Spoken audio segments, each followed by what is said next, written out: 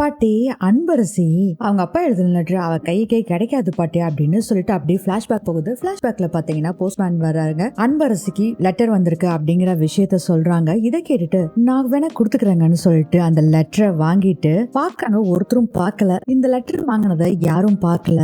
அன்பரசி உன் பாசமுள்ள அப்பா எழுதின லெட்டர் என் கையில, நீ இந்த லெட்டரவே படிக்க கூடாதுடி அப்படின்னு சொல்லிட்டு என்ன பண்றாங்கன்னா வேக வேகமா கிச்சனுக்கு போறாங்க. டாரா அந்த லெட்டர் கிழிச்சு டஸ்ட்பின்ல போட்டுறாங்க. இத சொல்றப்ப அவங்களுக்கு என்ன ஒரு சந்தோஷங்க. அவ்வளவு அப்படியே ஆனந்தமா சொல்றாங்க அனன்யா. இது எல்லாத்தையும் கேட்டுட்டு இருந்த அன்பரசிக்கு பயங்கரமா கோவம் வருது. டேய் சூப்பர்டா செல்லம், நீ மங்கா பேத்தின்னு நிரூபிச்சிட்ட, இப்படிதான் இருக்கணும் சரியா அப்படின்னு சொல்லிட்டு இருக்காங்க. அவங்க பங்குக்கு மங்காவும் இப்படி எல்லாம் ஒவ்வொரு வீட்லயும் பாட்டி இருந்ததுன்னு வச்சுக்கோங்க, அவ்வளவுதாங்க, உருப்போடவே முடியாது எந்த பேத்திகளும். மங்கா சொல்றாங்க, இங்க பாரு இப்படித்தான் நம்ம வாய்ப்பு கிடைக்கும் போதெல்லாம் நமக்கு எதிராக இருக்கவங்கள பாவ புண்ணியமே பார்க்காம காலி பண்ணிடணும் அப்படின்னு சொல்லிட்டு இருக்காங்க. இத வேற சிரிச்சுக்கிட்டு அனன்யா சரி அப்படின்னு சொல்லிட்டு இருக்காங்க. இத பார்த்து அன்பரசிக்கு பயங்கரமா கோவம் வருது. ஒரு பக்கம் ஆத்திரம் வருது, ஒரு பக்கம் மனசு ரொம்ப ஃபீல் ஆகுது. அப்பாவோட லெட்டர் இப்படி கிழிச்சு போட்டுட்டாங்களே அப்படின்னு. பிரமாதம் அனன்யா, இந்த லெட்டர் போக்குவரத்து தொடருமோ என்னமோன்னு பயந்துகிட்டு இருந்தேன், நீ இதை சூப்பரா பண்ணிட்ட. இனி அடுத்து வர லெட்டர் வர வரைக்கும் எப்ப ஒரு லெட்டர் எப்ப வரும்னு பாத்துக்கிட்டே இருப்பா அப்படின்னு சிவகாமி சொல்றாங்க. அடுத்ததே பாட்டி சந்திரசேகர் ரெண்டு பேர்த்தையும் காமிக்கிறாங்க. பாட்டி சொல்லிட்டு இருக்காங்க, அன்பரசிக்கு இவங்க ஓவரா தொந்தரவு கொடுத்துட்டு இருக்காங்க. இப்படியே இவங்க தொந்தரவு கொடுத்துக்கிட்டே இருந்தா அடுத்த தடவை சொல்லாம கொள்ளாம போயிருவா அப்படின்னு சொல்றாங்க. அதுக்கு சந்திரசேகர் சொல்றாரு, இல்லம்மா அவ அப்படிலாம் போக மாட்டாமா, என்ன தொந்தரவு கொடுத்தாலும் சரி அவ கண்டிப்பா போக மாட்டா. இவங்க ஏதாச்சும் தொந்தரவு கொடுக்காத மாதிரி ஏதாச்சும் ஒண்ணு பண்ணணுமா அப்படின்னு சொல்லிட்டு இருக்கும் போதே பாட்டிக்கு ஒரு கால் வருது. பத்மா கால் பண்றாங்க அப்படின்னு சொல்றாங்க. அம்மா என்னன்னு பேசுங்கம்மா அப்படின்னு சந்திரசேகர் சொல்றாரு. ஹலோ மேடம் நல்லா இருக்கீங்களா அப்படின்னு பத்மா சொல்றாங்க. அதுக்கு பாட்டி சொல்றாங்க, நம்ம நினைச்சது நடக்கல, நடக்க போறது ஒண்ணும் பண்ண முடியல, ஏதோ நாங்க இருக்கோம். என்ன விஷயம் சொல்லுங்க பத்மா. மேடம் அதுல கல்யாணம் வேற நெருங்கிட்டு இருக்கு மேடம், என்னென்ன வேலை செய்யணும்னு சொல்லி நீங்க பெரியவங்க, நீங்க தான் சொல்லுங்க மேடம். இதுல உங்களுக்கு விருப்பம் இல்லைன்னு தெரியும், இருந்தாலும் நீங்க முன்னணி நடத்துறதானே நல்லா இருக்கும். ஆக்சுவலா இன்னைக்கு நாள் நல்லா இருக்கு, கல்யாணத்துக்கான வேலையை ஸ்டார்ட் பண்ணி ஜவுளி எடுக்கலான் இருக்கோம். ஆக்சுவலா இன்னைக்கு சார் எங்க வீட்டுக்கு வந்தாரு, அப்பவே நான் சொல்லணும்னு நினைச்சேன். இன்னைக்கு சிவகாமி அனன்யா ரெண்டு பேர்த்தையும் கூட்டிட்டு நீங்க ஜவுளி எடுக்க வர்றீங்களா அப்படின்னு கேக்குறாங்க. பத்மா வேற வழி இல்லாம சரின்னு சொல்லிடுறாங்க. பாட்டி ரொம்ப சந்தோஷம் மேடம், நீங்க அவங்க கிட்ட சொல்லிருங்க அப்படின்ட்டு போனை வச்சிடறாங்க. பத்மா சந்திரசேகர் கேக்குறாரு, என்னாச்சுமா அப்படின்னு கேக்குறாங்க. அவங்க ஜவுளி எடுக்க போறாங்களாமா, நம்மளையும் கூப்பிடுறாங்க சந்திரா அப்படின்னு பாத்தீங்கன்னா சே அப்படிங்கிற மாதிரி கடுப்புல இருக்காரு சந்திரசேகர். அடுத்தது நம்ம அன்பரசி காமிக்கிறாங்க. அன்பரசி அனன்யா பேசிட்டு இருந்தாங்கல்ல, அங்க வர்றாங்க. எதுக்குடி இங்க வர அப்படின்னு கேக்குறாங்க. ஒரே ஒரு நிமிஷம் மேடம் அப்படின்னு சொல்லிட்டு, ஏன் அனன்யா இப்படி பண்ண, என் மேல கோவம் இருந்தா என்ன ஏதாச்சும் பண்ண வேண்டியதான் அனன்யா, எதுக்கு ஏன் அப்பாவோட லெட்டர் கிழிச்ச அப்படின்னு கேக்குறாங்க. ஆமாண்டி நான் தான் அந்த லெட்டர் கிழிச்சேன். ஆமாண்டி உன்னை எனக்கு பிடிக்கல, எனக்கு போட்டியா வர்ற பாரு அது எனக்கு பிடிக்கல, என் அப்பாவையும் பாட்டியும் உன் பக்கம் எடுத்துக்கிட்ட பாரு அது எனக்கு பிடிக்கல, ஏன் இப்போ என்கேஜ்மெண்ட் ஆன பின்னாடியும் விஸ்வா ஒன்னவே நினைச்சிட்டு அலைஞ்சிட்டு இருக்காருல அது எனக்கு பிடிக்கல, உங்க அப்பா லெட்டர் போடுறது எனக்கு பிடிக்கல, இதோட மட்டும் நிறுத்திடுவேன்னு நினைக்காத, இந்த வீட்டுல இன்னும் ஏகப்பட்ட நரகம் உனக்கு இருக்குடி, இந்த டார்ச்சர் வந்து தப்பிக்கணும்னு வச்சுக்கோ, இந்த ஊரை விட்டு மரியாதை ஓடி போயிடுடி அப்படின்னு அனன்யா சொல்றாங்க. அப்ப மங்க சொல்றாங்க, அப்ப யாருன்னே தெரியாது, சொத்து பத்து எதுவும் கிடையாது, எங்க இருந்தோ வந்த அண்ணக்காவடி என் பேத்துக்கே போட்டியா, என் மாப்பிள்ளையும் ஜானகியும் உன் மேல பிரியமா இருக்காங்கன்னு நீ ஓவரா ஆடிட்டு இருக்கியா, உன்னையெல்லாம் ஆரம்பத்துல வைக்க வேண்டிய இடத்துல வச்சிருக்கோண்டி, என்னையும் அனன்யாவையும் எத்தனை தடவை இப்படி நிக்க வச்சிருப்படி, உன்னோட நீலிக்கண்ணிலாம் இங்க வேலைக்கு ஆகாது, ஆனா நீ இப்படி அழுதுட்டு நிக்கிறதும் எனக்கு சந்தோஷமா தான் இருக்கு. அன்பரசி பயங்கரமா அழுதுட்டு இருக்காங்க. அடுத்ததே பாட்டியை சந்திரசேகரை காமிக்கிறாங்க. சந்திரா நம்ம வீட்டுல நடக்கிறது எல்லாமே டிஃபரெண்டா இருக்குடா, நம்ம சொந்த வீட்லயே நம்ம மூணாவது மனுஷன் மாதிரி ஆயிட்டோம்டா, நடக்கிறது எல்லாமே வேடிக்கை தான் பார்க்க வேண்டியதா இருக்கே தவிர நம்ம கருத்தை கூட சொல்ல முடியாத நிலைமையில இருக்குண்டா. ஆனா என் மனசுல ஒண்ணு தோணுது சந்திரா, அது சரியா தப்பானே தெரியல சந்திரா, இந்த கல்யாணம்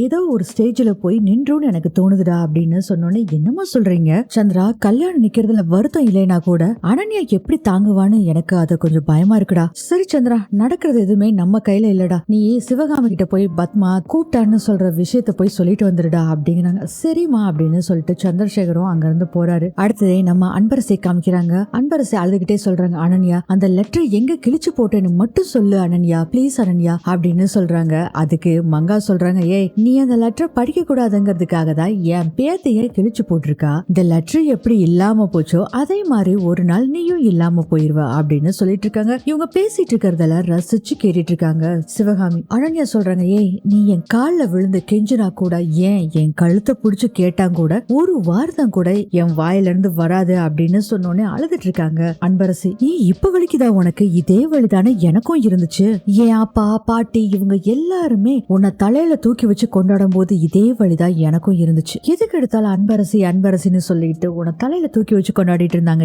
இதனாலதான் நான் உன்னை பழி வாங்கினேன். அன்பரசி சொல்றாங்க, ப்ளீஸ் அனன்யா அந்த லெட்டர் மட்டும் என்கிட்ட கொடுத்துரு, நீ என்ன சொன்னாலும் கேக்குற அனன்யா அப்படின்னு சொல்றாங்க. ஓ அப்படியா, நான் என்ன சொன்னாலும் நீ செய்வியா? ஆமா அனன்யா, அப்போ நீ போய் செத்து போயிரு அப்படின்னு சொல்லி அனன்யா அன்பரசியை பார்த்து சொல்றாங்க. மங்கா அப்பப்போ பயங்கரமா அனன்யாவை என்கரேஜ் வேற பண்ணிட்டு இருக்காங்க. சபாஸ் டச் எல்லாம் சூப்பர் அப்படின்னு சொல்லிட்டு இருக்காங்க. என் பேத்தி தான் சொல்லிட்டால, போடி போய் முதல்ல சாவு. ஏன் அனன்யா இப்படி பண்ற? உங்ககிட்ட சண்டையா அனன்யா போட்டுட்டு இருக்கேன், உங்ககிட்ட கெஞ்சி தானே கேக்குற அனன்யா, ப்ளீஸ் அனன்யா லெட்டர் கொடுத்துரு அப்படின்னு சொல்றாங்க அன்பரசி. அனன்யா சொல்றாங்க, ஓ நான் சொல்லலைன்னா நீ என்ன அடிச்சு கேட்க போறியா அப்படின்னு மங்கா சொல்றாங்க. எப்படி ஏன் பேத்திய அடிச்சு கேப்பியா?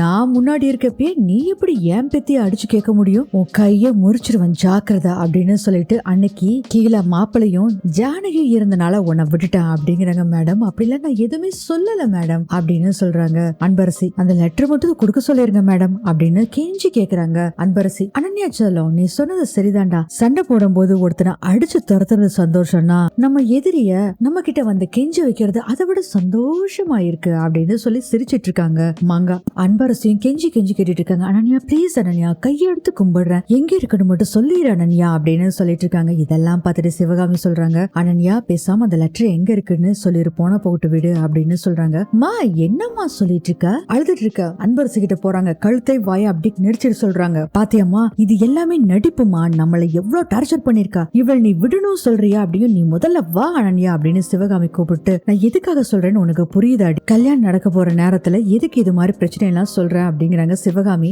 நீ சும்மா ரெடி அனன்யா செல்லம் நீ சொல்லாதடா அப்படின்னு சொல்றாங்க மங்கா. சரி பாட்டி அப்படின்னு சொல்லிட்டு இருக்காங்க. அனன்யாவும் மங்கா கிட்ட குசு குசுன்னு பேசிட்டு இருக்காங்க. சிவகாமி மா புரியாம பேசிட்டு இருக்காத, இவ போய் அவர்கிட்டயும் அந்த கிழவிகிட்டயும் சொல்லிட்டான்னு வச்சுக்கோ, அவங்க ரெண்டு பேரும் முறுக்கிட்டு நிப்பாங்கம்மா, கல்யாண நேரத்துல இதெல்லாம் தேவையா? அனன்யா அந்த லெட்டர் எங்க இருக்குன்னு கொடுத்து தொலைஞ்சிரு அனன்யா அப்படின்னு சொல்றாங்க. சிவகாமி மா அந்த லெட்டர் கிழிச்சேன், ஆனா எங்க போட்டேன்னு எனக்கு ஞாபகமே இல்லம்மா அப்படின்னு. அன்பரசி என்ன பண்றாங்கன்னா அங்க இருக்க இடத்துல எல்லாம் ஃபுல்லா அந்த ரூம்ல ஃபுல்லா தேடுறாங்க, டஸ்ட்பின் முதல் கொண்டு எல்லா பக்கம் தேடுறாங்க. தேடிட்டு வந்து சொல்றாங்க, அனன்யா நல்லா ஞாபகப்படுத்தி பாரு அனன்யா ப்ளீஸ் அனன்யா அந்த லெட்டர் எனக்கு வேணும் அனன்யா அப்படின்னு சொல்றாங்க. எத்தனை தடவை என்ன மாட்டி விட்டுருப்பா, அசிங்கப்படுத்திருப்பா, அவமானப்படுத்திருப்பா, ஏன் அப்பா கிட்ட எத்தனை தடவை மாட்டி விட்டுருப்பா, ஏன் அப்பா போயும் உன்கிட்ட சாரி கேட்க சொன்னாரு, அந்த சாரிய வேற நான் கேட்டேன்.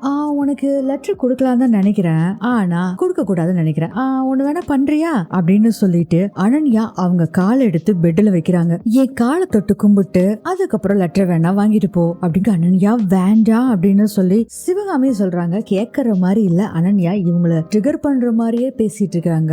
மங்காவும் உனக்கு லெட்டர் வேணுமா வேண்டாமா, கால விழுகிறியா இல்லையா அப்படின்னு கேக்குறாங்க. அனன்யா மகா சொல்றாங்க கால விழுடி அப்படின்னு சொல்றாங்க. அன்பரசி அவங்க அப்பாவோட லெட்டருக்காக என்ன வேணாலும் செய்ய தயாரா இருக்காங்க. சோ கால விழுக போறாங்க அன்பரசி. சீக்கிரம் கால விழுகு அப்படின்னு சொல்லி அனன்யாவும் பாத்துட்டு இருக்காங்க. இதோட இந்த எபிசோட் முடியுது. கண்டிப்பா சந்திரசேகர் வருவாரு, அன்பரசி கண்டிப்பா கால விழுக விட மாட்டாருன்னு தான் நினைக்கிறேன். சரி வரக்கூடிய எபிசோட்ல பார்க்கலாம் ஃப்ரெண்ட்ஸ் இதை பத்தி.